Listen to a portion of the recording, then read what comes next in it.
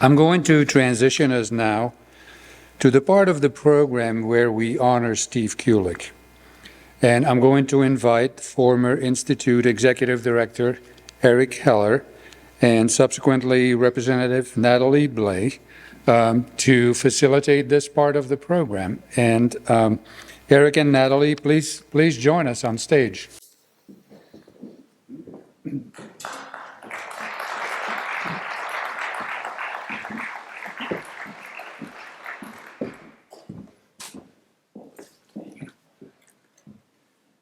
Thank you, Johan. And thank you for inviting me to be part of the nomination committee for the Public Service Award and this privilege of participating in this special event.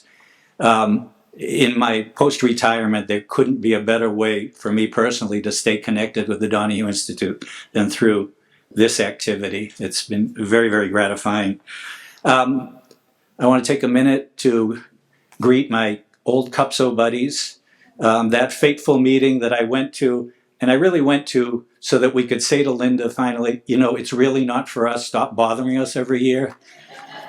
That was 7 years ago in Delaware.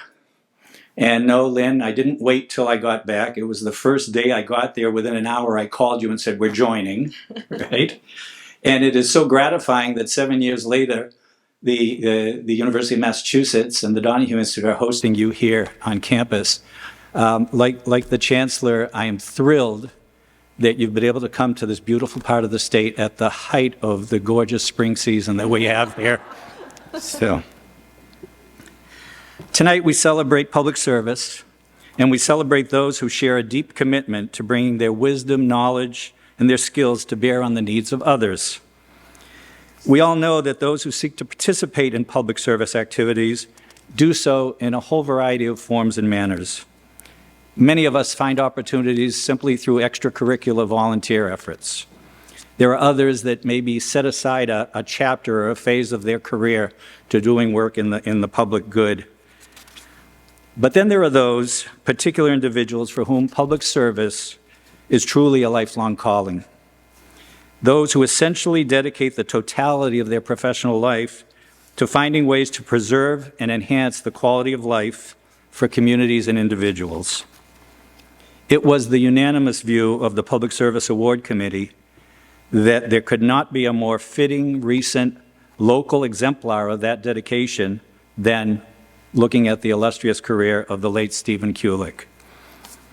Stephen served in the Massachusetts legislature for 25 years as state representative for the 1st Franklin District here in Western Massachusetts, first being elected in 1993 and continuously serving in that position until his retirement in 2019. The 1st Franklin is one of the most rural districts in the Commonwealth. Throughout his legislative career, Stephen was known as a dedicated advocate for the unique needs of the residents of the many predominantly small towns scattered across the few hundred square miles that make up the district.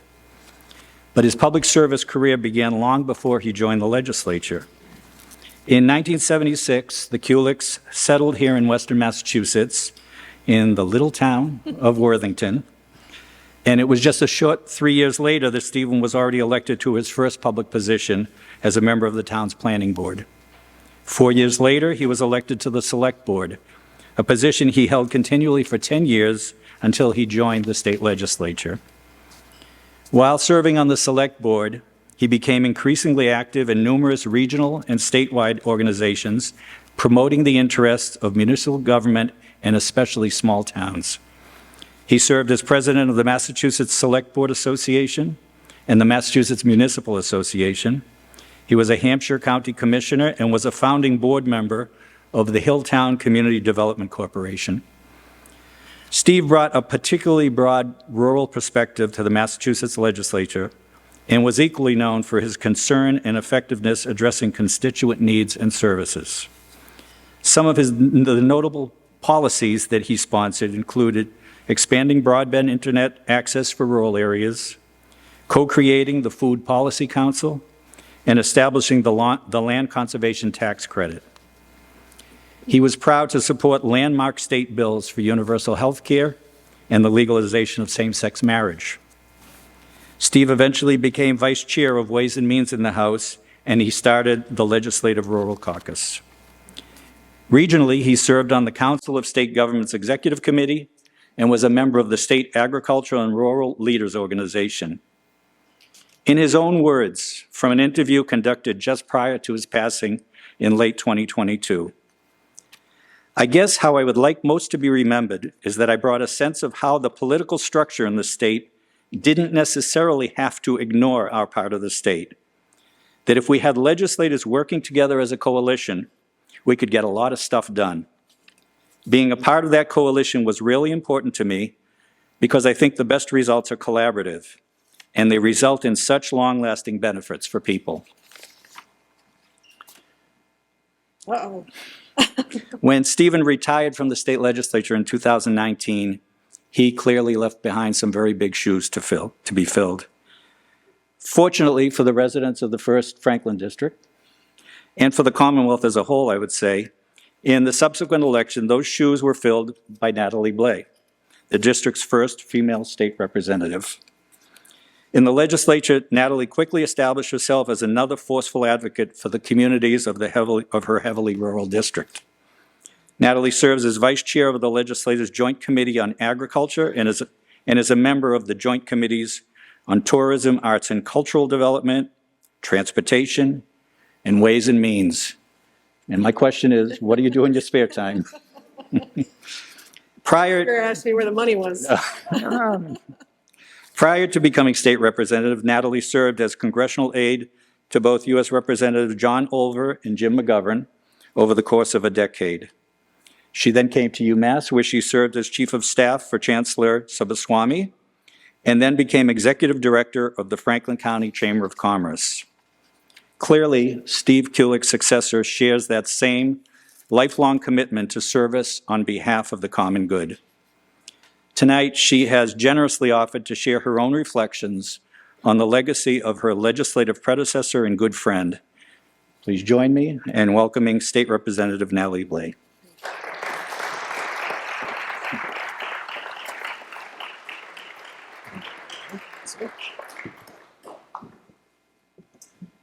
Thank you, Eric, for that kind introduction. And thank you all for being here to celebrate and uplift public service. I'm grateful to UMass Amherst and the Donahue Institute for hosting us this evening. And I have to say, tonight is a very strange confluence of influencers in my life. As you heard, after receiving the Cecil and Helen Rose Ethics and Communications Scholarship, I attended Emerson College and graduated from Emerson with my master's degree shortly before Lee Pelton arrived on the scene. And as Eric just mentioned, I was the chief of staff to the chancellor here, and it's so good to see so many of my old friends from Whitmore here tonight.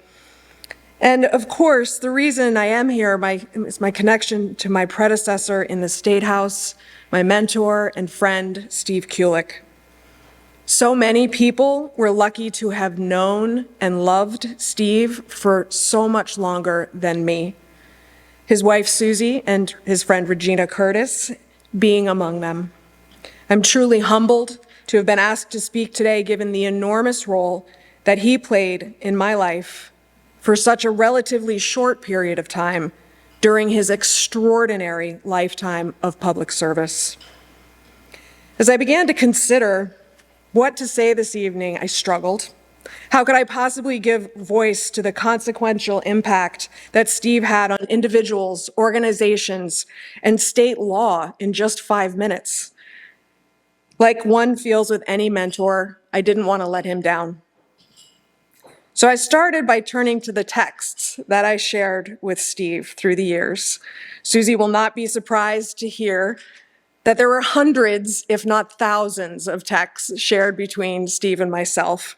And I risked carpal tunnel injury before getting to our very first text in January of 2018.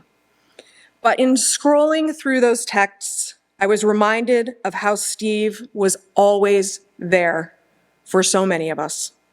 No question was too small, no policy too difficult to explain. He was steadfast and constant and kind. After reviewing our texts, I turned to the internet, where everybody goes, and the online tributes to his legacy were numerous. The Massachusetts Municipal Association, the Worthington School Committee, the Hilltown CDC, the Community Preservation Coalition, the Prostate Cancer Action Council, communities involved in sustaining agriculture. The list went on and on and on. The organizations paying tribute to Steve spanned so many different topic areas, and in reviewing their notes of gratitude, I was reminded of the breadth of Steve's impact during his 25 years in the State House. He meant so much to so many people, including his constituents. Steve took great pride in working to address the rural and small town issues facing the residents he was privileged to serve. He fought for equity for these communities and state policies that would allow them to address the challenges they were facing and take advantage of the opportunities that were available to them. Steve's legacy has left an indelible mark on our great Commonwealth.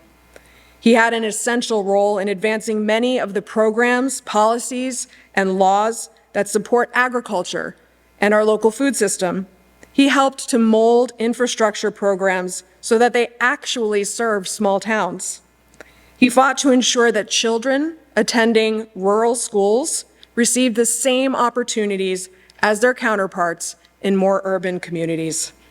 He worked across the aisle to build support for the preservation of open space, and he fought like hell to finally bring broadband to communities that had none just 5 short years ago.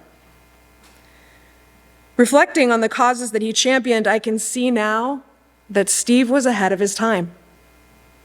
Some of you may know that when a rep leaves the House, they give a farewell address in the chamber. Steve's was masterful, and I have no doubt it was proofread by Susie Kulik. But as we sit here tonight celebrating his public service, I felt it appropriate to share his final words of inspiration to his colleagues in light of the challenges that remained ahead. Steve said, "I have full confidence that you will collectively tackle these challenges with hard work, intelligence, and always with the best interests of the people of the Commonwealth foremost in your minds." Hard work, intelligence, being driven by the interests of the people you're serving. Steve Kulik epitomized these traits. And little did he know how he taught all of us through his own words and his own actions, just by being Steve, how to be true public servants. I'm honored to be here tonight to honor his legacy.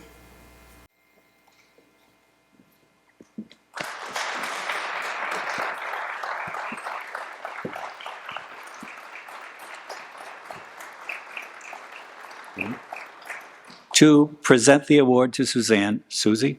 I never called you Susie. I'd like to ask Johan to come up. I'd also like to ask Suzanne's former colleagues in the leadership of the Donahue Institute, Lynn Griesmer, former executive director, and John Klanakis, former deputy director, to come up to present this award to Suzanne. You all need to know that Suzanne is here because we promised she wouldn't have to say anything. But she can say something. Should we stand and do it over here? Sure. Oh, that's lovely. You gonna read it? UMass Amherst Donahue Institute, in recognition of Stephen Kulik, for his lifelong commitment to public service on behalf of the residents and communities of Massachusetts. The impact of his work will serve as his legacy for generations to come.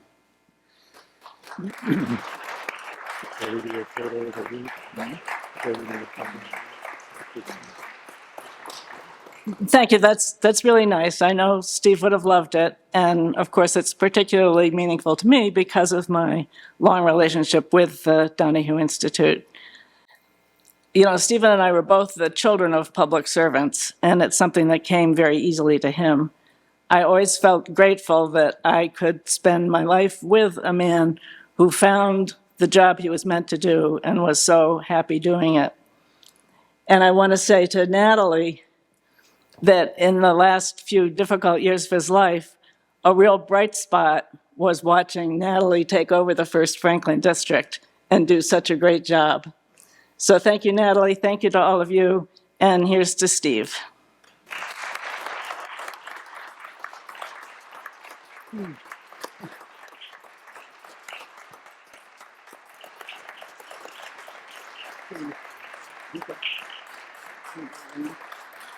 It is my honor to introduce the second biannual Maurice Donahue Public Service Award to Lee Pelton.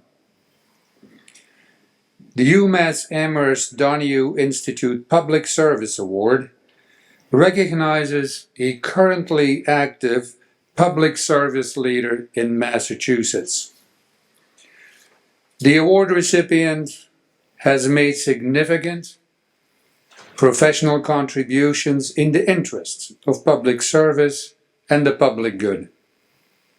This can include, but is not limited to, a willingness to take risks to achieve change, fostering a more democratic society, serving as a champion of racial and social equity, changing a governmental or nonprofit organization's operations so that it better serves its goals and the people, achieving substantial savings in government and developing other public service and government leaders. Lee Pelton meets and exceeds all these criteria, and the nominating committee was unanimous in their decision. As many of you may be aware, Lee Pelton is currently the CEO and president of the Boston Foundation, one of the nation's leading philanthropic organizations with $1.8 billion in assets. He joined the foundation in June 2021 after serving as president of Emerson College from 2011 to 2021 and Willamette University from 1998 through 2011. In May of 2023, Lee ranked number 3 on Boston Magazine's annual list of the most influential people in Boston, following Maura Healey, the newly elected governor of the Commonwealth, and Massachusetts Congresswoman Ayanna Pressley. Mr. Pelton has positioned the Boston Foundation, one of the nation's first and most influential community foundations, as an agent for social change by centering equity in its programs, grant-making, and civic leadership.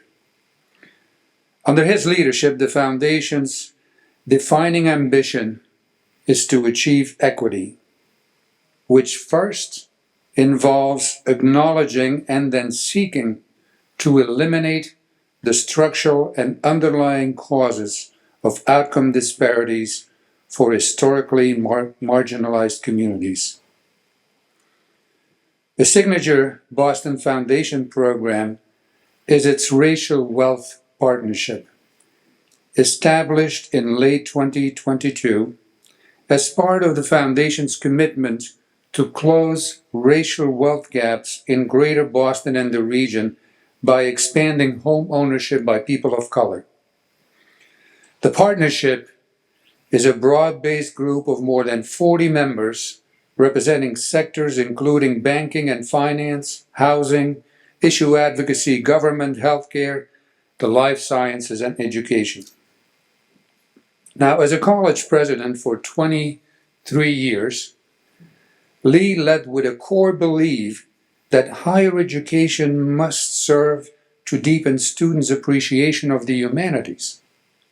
He believes that the nation still looks to colleges and universities to solve its most pressing problems, and as such, colleges and university presidents have an obligation, in addition to broad mission-driven duties on their campuses, to engage in the larger society. To Pelton, nurturing the humanistic spirit also goes hand in hand with confronting and trying to solve the urgent moral and social problems of the moment. Lee has combined authentic leadership, civic engagement, and a deep, deep commitment to social justice with his skill and vision for growing institutional capacity and effectiveness. The result has been a legacy of stronger, more diverse institutions that have expanded opportunities for students and others. Lee often has been recognized as a civic and education leader both regionally and nationally. While he was a college president, he emerged as a powerful national voice on social issues and the value of liberal arts education. In the aftermath of the Sandy Hook mass shooting, Lee took the initiative to gather over 250 college and university presidents to sign a letter asking President Obama to assist in establishing common sense gun legislation. He has been active nationally and has written widely in support of affirmative action, beginning with the 2003 Michigan University and Law Supreme Court cases. Lee has also advocated for college and prison initiatives, seeing firsthand at Emerson College prisoners' education programs that policy inadequacies hampered their effectiveness. Please join me in welcoming Lee to the stage to accept the second Maurice Donahue Public Service Award. Lee.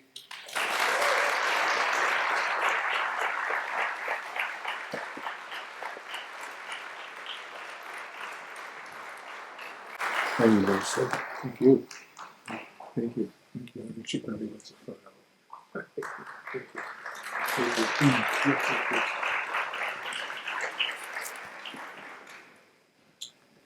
I don't know, is the chancellor still here? Yeah, you're still here. So, listen, thank you for those very kind words earlier.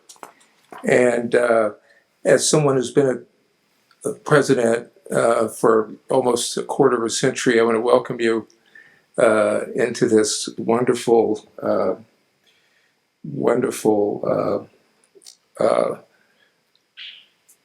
position. And very pleased that you are. When Bart Giamatti stepped down as president from Yale, he said that being a college president is no way for an adult to make a living. And it certainly feels that way at times, though I must say I'm reminded of what really keeps me motivated. And it's these wonderful students, just remarkable. And that I will miss. Dear Chancellor, I want to tell you a story about a president who was recently inaugurated. And after his inauguration,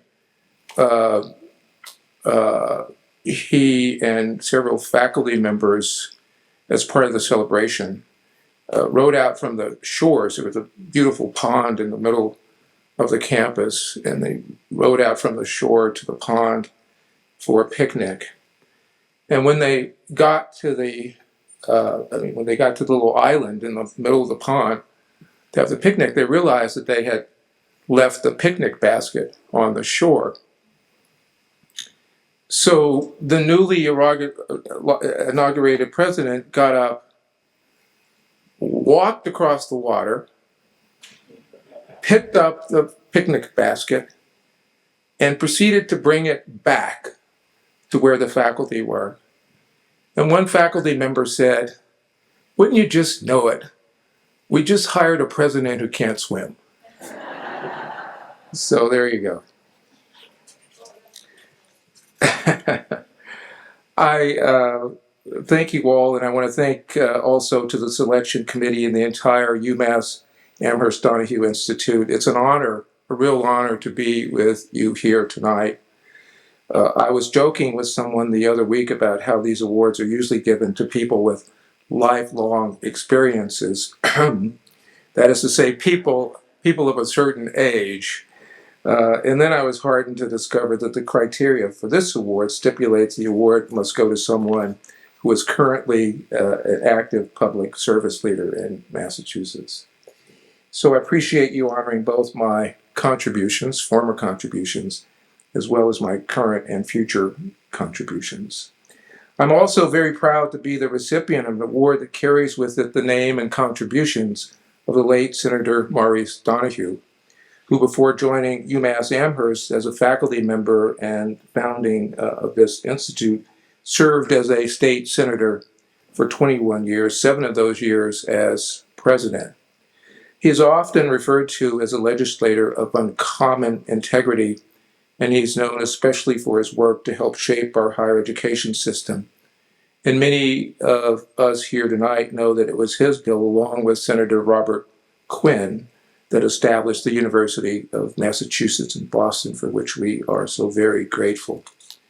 And through his work, dedication, and service, he planted seeds of growth which have taken root and continue to grow today.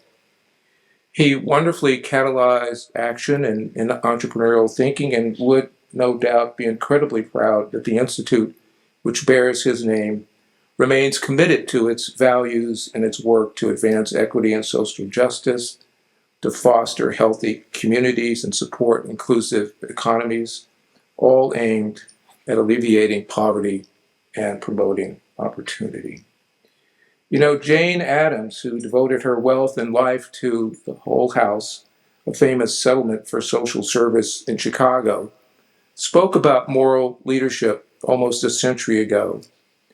She says, "Then when we come to the study of great persons, it is easy to think only of their great deeds and not to think enough of their spirit.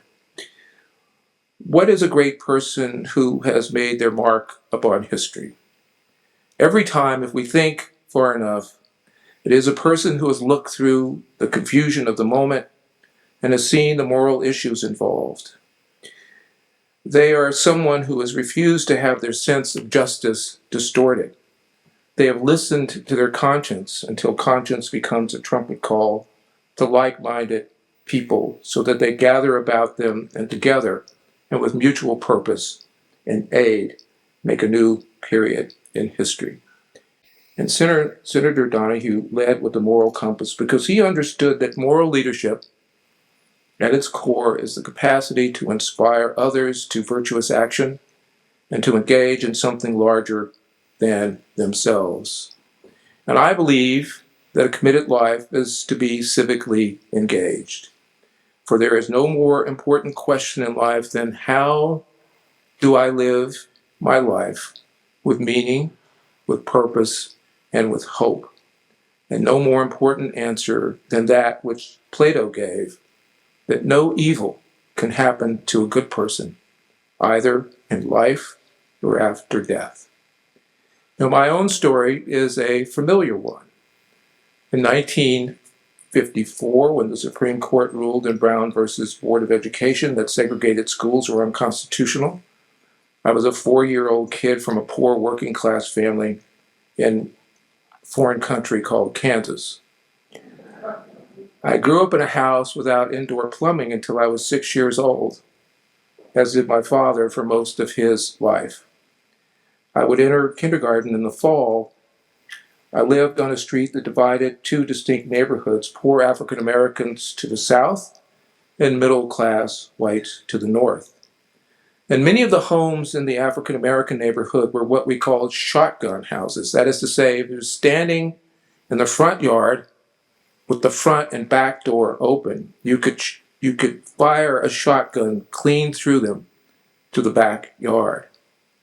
Most of the kids in this part of my neighborhood came from families of laborers like my father, who worked as a butcher at a meatpacking plant, and like my mother and both of my grandmothers, who, until they died, cleaned houses for middle-class and rich white families. My great-grandparents made a meager living as sharecroppers near Little Rock, Arkansas, where important civil rights battles over the soul and dignity of this nation were waged. And when I was a child, my parents taught my sisters and me this simple way of being in the world. Where you see a wrong, right it.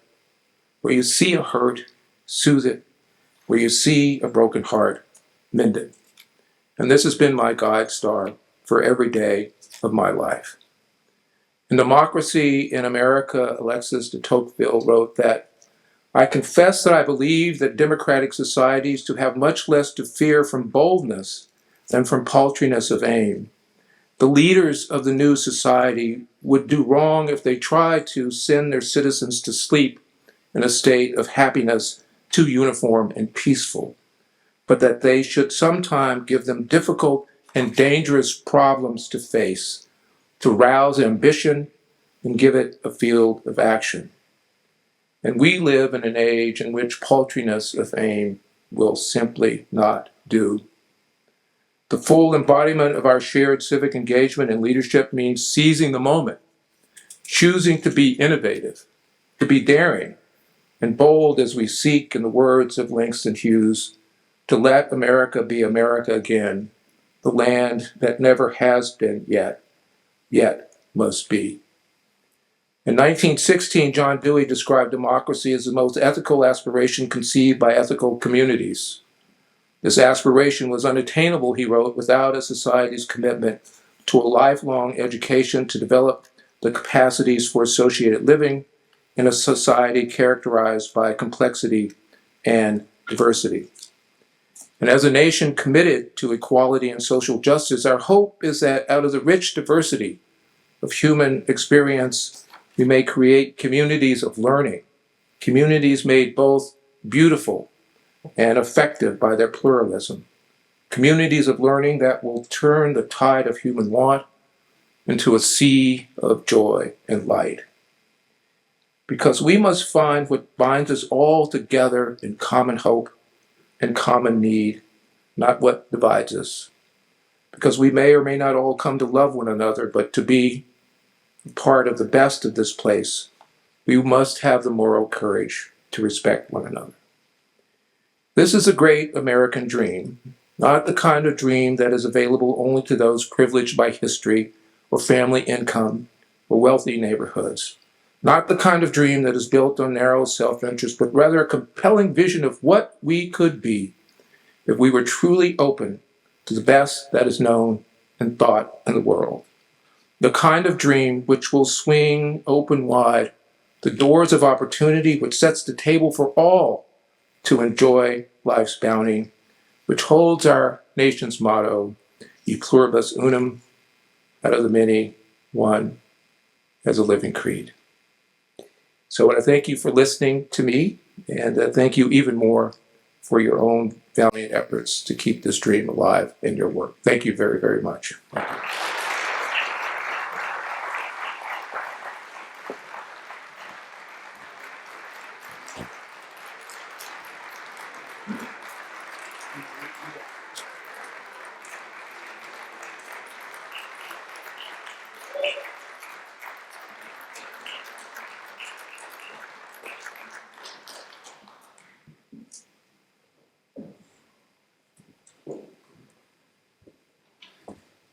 Pete, thank you for these inspiring words.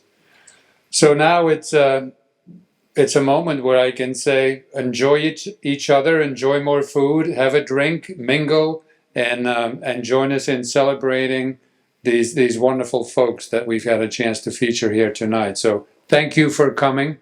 We so appreciate it, and enjoy some more time.